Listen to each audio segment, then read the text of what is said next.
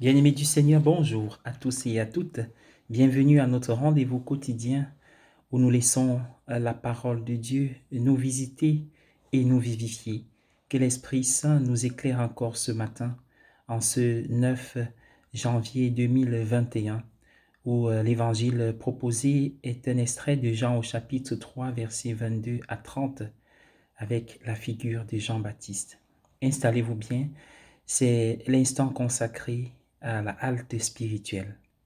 L'évangile d'aujourd'hui nous présente Jean-Baptiste expliquant son rôle dans le plan de Dieu.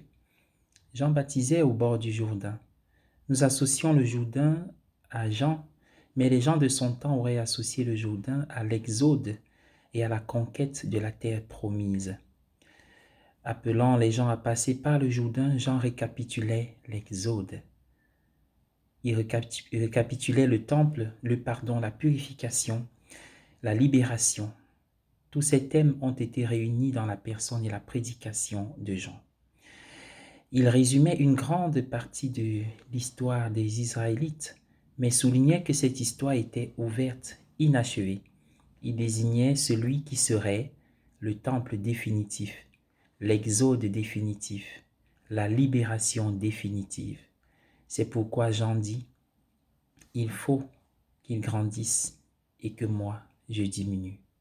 En d'autres termes, l'ouverture est complète et maintenant, le grand opéra commence.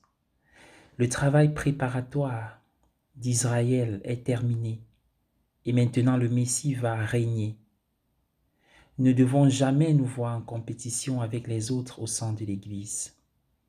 Nous devons savoir quand nous devons agir en accord avec la volonté de Dieu et nous devons savoir quand nous devons prendre du recul et permettre aux autres d'accomplir la volonté de Dieu. Nous devons faire la volonté de Dieu, ni plus ni moins, ni autre chose. En outre, cette dernière déclaration de Jean doit toujours résonner dans nos cœurs lorsque nous sommes appelés à nous engager activement dans l'apostolat. Il faut qu'il grandisse et que moi je diminue. C'est un modèle idéal pour tous ceux qui servent le Christ et les autres au sein de l'Église.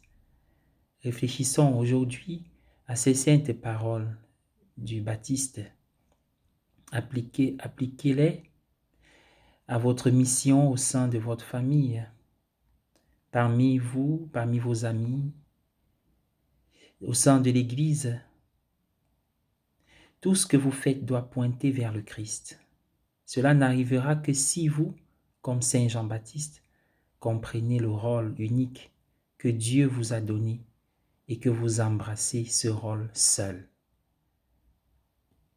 Le rôle que j'accomplis, le rôle que j'ai, la place que j'occupe est unique sur cette terre, dans ma famille, dans l'église, dans mon lieu de service. Et alors je l'accomplis en tant qu'instrument. Je vous invite à prier avec moi. Seigneur, je me donne à toi pour ton service et ta gloire. Sers-toi de moi comme tu le veux. Comme tu m'utilises, donne-moi l'humilité dont j'ai besoin pour me souvenir toujours que je ne sers que toi et ta volonté. Libère-moi de la jalousie et de l'envie et aide-moi à me réjouir des nombreuses façons dont tu agis à travers les autres dans ma vie. Jésus, j'ai confiance en toi. Amen. Bonne journée à tous et à chacun.